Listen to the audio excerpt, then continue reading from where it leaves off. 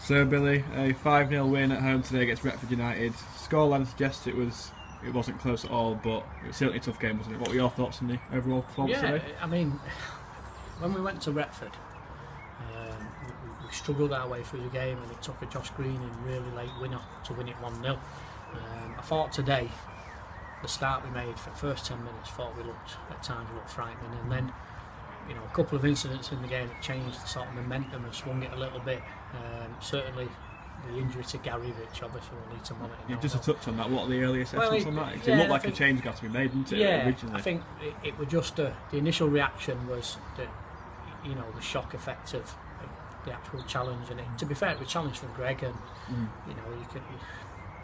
I think Greg had to certainly make the clearance, and there was just a clash between him and Gary.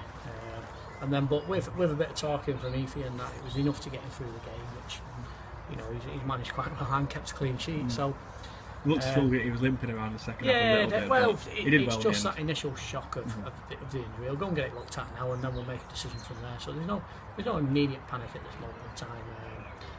Gary's a tough lad, and he'll deal with it. But that sort of swung the momentum a little bit, because they got the tails. They were playing well before that, weren't they? And what happened then was they fancied it because they knew if they could get it in on the keeper. But to be fair, he made a couple of good saves, and then we took the lead. And then from then on, it was first half it was just a Jimmy Beadle show. Yeah, well, again, funny you say that. First half was dominated by Beadle, a 15-minute hat trick towards the end of the second half. That's 19 goals for the season for him now. He's the top scorer. 3 fairly simple goals, weren't there? 2 headers from corners. And well, not so sure. I mean, the penalty, because it's a 12-yard pass into the goal, it's probably the simplest of the 3. But he would argue that certainly the 2 headers in a crowded box to get the momentum, to get off the ground, to get in the right place. So he always seems to find him, doesn't he? On set all pieces. The time. He's got an instant knack of being in the right place at the right time, Jimmy.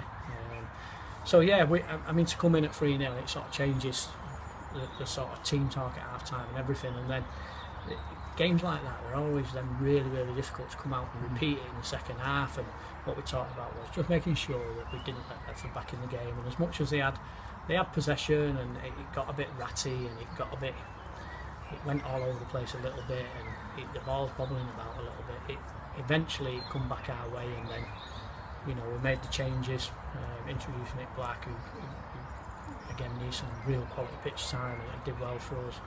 Bazza got his goal, and then eventually, obviously, we had to introduce Carl late, because if we'd have put him on and then Gary has to come off, we'd have been down to 10 men. So, it was important that we give him a run, but we probably gave him less time than we actually wanted to, but circumstantial really that we had to do that. And I think in the end, although we've scored the 5 goals, and I think we deserve to win the game. Yeah, looking at the second half, we did net 2 late goals to put the gloss over the win. First, Josh Greening scoring from a penalty spot. Were both the penalties the right decision? I think Josh's was a clear cut. He had hold of him, and to be fair, instead of being blindside, he didn't disguise it at all.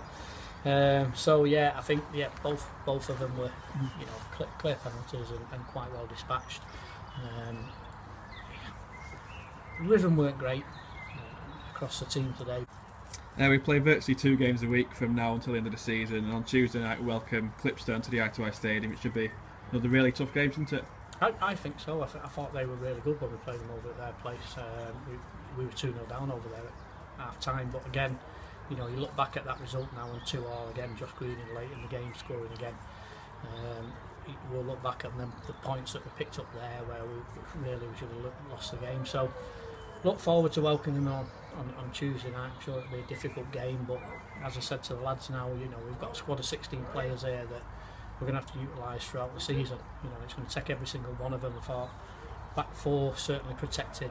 Greg and Milne I thought were great again today, and protected Gary as much as they could, and I'm sure they'll do that again on Tuesday night should they be called to. And Greg with a couple of goal line clearances were outstanding. So we've got good players in this side, so we look forward to welcoming Clipstone on Tuesday night, and we just go again. Yeah, that's 30 league games down now, 70 points, mark up, and then we'll see you on Tuesday night. Well done today. Thanks, Jake.